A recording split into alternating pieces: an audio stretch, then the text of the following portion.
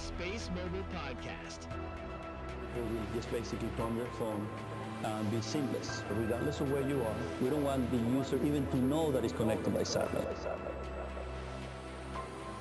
Listen, the opportunity that we have is very, very, very large. Hi, we are live in the booth with Via Satellite at the SatShow. I'm Rachel Jewett, Senior Managing Editor of Via Satellite. I'm here with my colleague, Mark Holmes, Senior Editorial Director, and we're thrilled to be interviewing Scott Wisniewski, President and Chief Strategy Officer of AST SpaceMobile. Scott, thanks for joining us today. Thank you for having us. Yeah. So AST SpaceMobile, you've recently unfolded the BlueBird 6 satellite, which is the largest commercial communications array antenna. Truly wild to see that in space. What's the status of the satellite in orbit? And can you talk us through the launch plans coming up this year?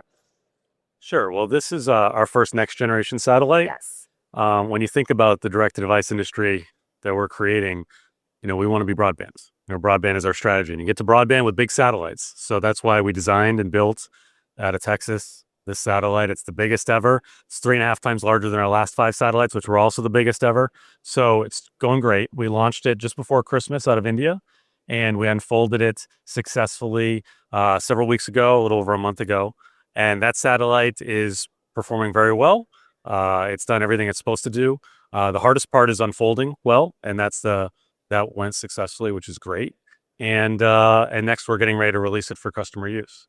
And so it's this challenge of communicating with a big satellite moving 4 miles a second, 500 miles away to a regular phone with no changes of phone is a very significant one. And getting all that calibrated within our architecture is a key effort. And so this is really the first big satellite that we're able to do that with and build on that. And then throughout the year, we're going to be launching more and more birds. Okay, we can go on to the next question. Spectrum for D2D has been such a key topic of conversation in the last few months after SpaceX's spectrum purchase. An AST SpaceMobile own deal with Ligado for spectrum. Can you talk about why this spectrum deal was important, and will AST SpaceMobile be looking for access to even more MSS spectrum? Sure. So spectrum is critical in telecom, right? We all know that. And from the beginning of the company, we designed our strategy around using cellular spectrum, the spectrum of our partners.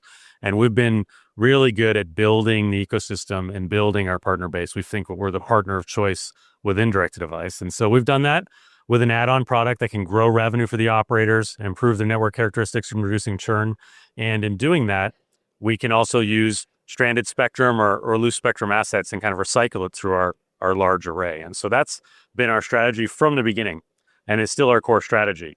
However, if you could have more spectrum, you would, right? And so that's why a little over a year ago, we signed an agreement for long-term access rights with the L-band in the United States and Canada. And since then, we also acquired a company with ITU rights to the S-band globally. And at the core of it is more spectrum is better. It means more services, more subscribers.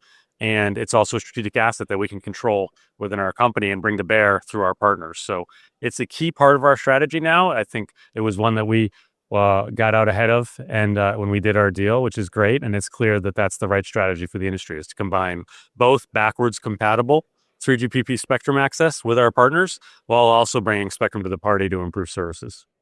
Yeah, absolutely. And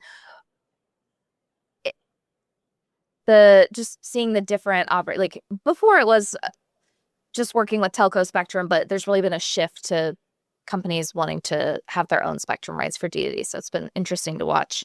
At Mobile World Congress, you announced an agreement with Orange covering both Europe and the rest of the world. Can you talk about the significance of this? And I know you have a lot of mobile network operators, but the significance of this particular one with Orange.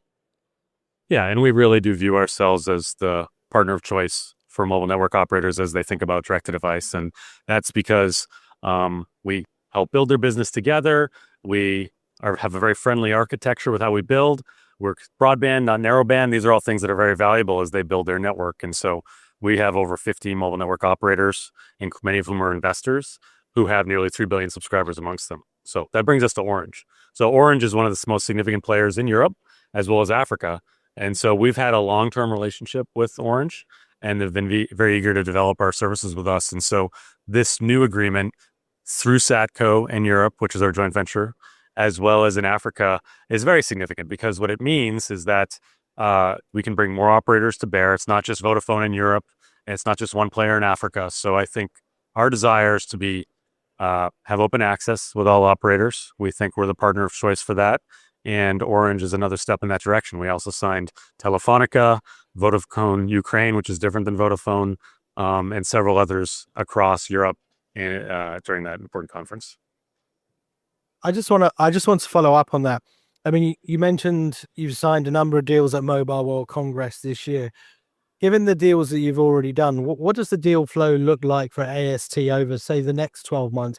And if we're having this conversation in 12 months' time, live in the booth, how many sort of contracts deals would you expect to do within that time frame? And just to refresh, we have signed deals and gotten investment with AT&T and Verizon in the U.S., Bell and TELUS in Canada, Vodafone in Europe, Rakuten in Japan, American Tower and Google are also investors. So these are pretty significant moves that we've made, including signing a large 10-year deal with STC across the Middle East and North Africa. So these are all really important to how we think about building the ecosystem. We can't go it alone. We don't want to. The 6 billion phones in circulation represents an enormous market opportunity that we're very excited about. So how to think about that with us? So we are planning to roll out our network this year, more next year, but a significant amount of it this year in order to launch commercial services this year. And as we do that, market by market, we need to think about how we're bringing operators onto the network. So today we have signed definitive commercial agreements with AT&T and Verizon and Vodafone and STC. And so what you're going to see from us is going in deeper with our relationships with our customers, bringing more people onto the network with very detailed legal contracts that allow them to basically offer this to all of their subscribers and give us a vehicle to improve their network. So you're going to see us getting in deeper with all of our relationships today. You'll see a few new ones. There's a few that aren't yet on the network, but primarily you're going to see us going deeper throughout the course of 2026 with our existing base. Is there a particular region of the world that you think has really particularly strong potential for consumer adoption for D2D? Yeah, it's a great question because the world is very large, right? And the funny thing about space is you'll see a lot of companies that say, well, I'm going to build a network, but it's global. You need 10 years, $10 billion, and it's a very problematic challenge. And so as we think about prioritizing markets, we've gone in deep with our partners, obviously. And some of our partners are in the US and Canada and Europe and Japan and the US government. And so those are very logical places to start. But what we've found is that the consumer wants to be connected. We all know this. In the last 30, 40 years, we've all gotten a computer on our desk and a phone in our pocket. That's how we stay connected to the world. And what we see is market by market, the demand shape might be a little different, but the desire to have connectivity, both as a marketing ploy and as a network solve, is very significant. Whether that's people with ability to pay who want the convenience factor, people who legitimately don't have good connectivity and will pay as a portion of their disposable income, or people that just want to have that promise fulfilled of being connected all the time, which increasingly we need and are desperate to have. So that's really what we see in every market. Really, with limited exception, we've seen significant demand from all the major markets. We of course are going to prioritize the big markets first, but we see a demand curve that we can monetize and help the operators support their network across the world. Yeah. So we've been talking about commercial, and I want to ask a little bit about the defense business. So the company recently got a big space development agency contract and the first overall award for the SDA's Europa effort. So can you give us a little bit more context on what AST SpaceMobile will be doing for Space Development Agency, and then kind of the significance of what this award means? Sure. And the defense market is a good one for space. We've been primarily built our business around the commercial market, but if we were a space company to build only around the commercial market, it would be the first ever. So the defense market has made a lot of sense over the last couple of years as we've deployed network, and they've seen what this kind of brand new one-of-a-kind architecture can do. Because when you have a large array in low Earth orbit, it facilitates a number of communications and non-communications use cases. So today, what you've seen is over 10 contracts that we've signed over the last 2 years, including testing we're doing on orbit today, for radar applications, for many different type of communications applications, some that are solved today, others that are not solved today. Anytime you want to do radar, you want to have a big antenna, and we have a very big array in low Earth orbit. And anytime you want to talk to something that's more than just a backpack or an antenna on a plane, you want to have something that's low profile, that is 3GPP compatible, that can do a number of different waveforms. So what you're seeing from us is a number of contracts, several with the SDA, including the most recent one for Europa, which will develop a number of specific secure communications capabilities that ultimately will feed large contracts. And so for us, the vision that we've painted is one where we have up to 10 different use cases in communications and non-communications, each of which could be a future program of record for the US government and a very valuable asset for Americans. Just one very, very quick question before we wrap up. You talked about the defense market there, and I'm just sort of curious in terms of like the revenue balance between defense and commercial, maybe in 3 years' time, what would you expect that balance to be?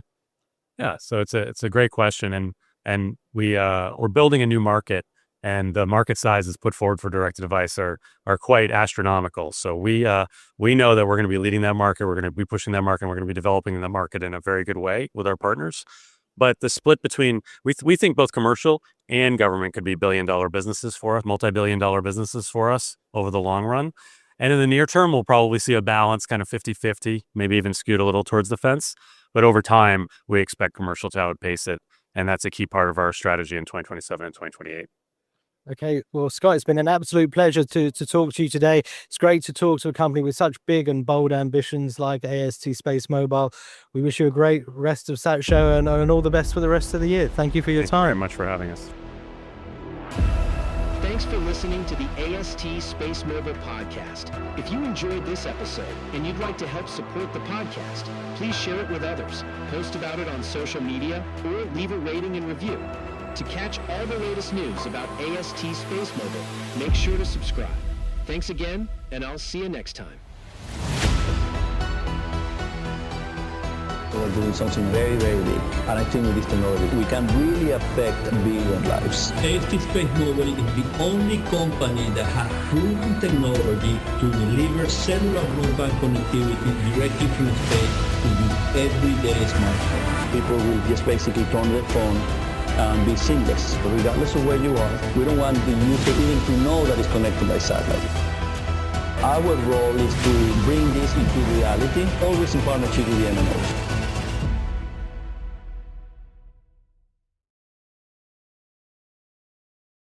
Listen.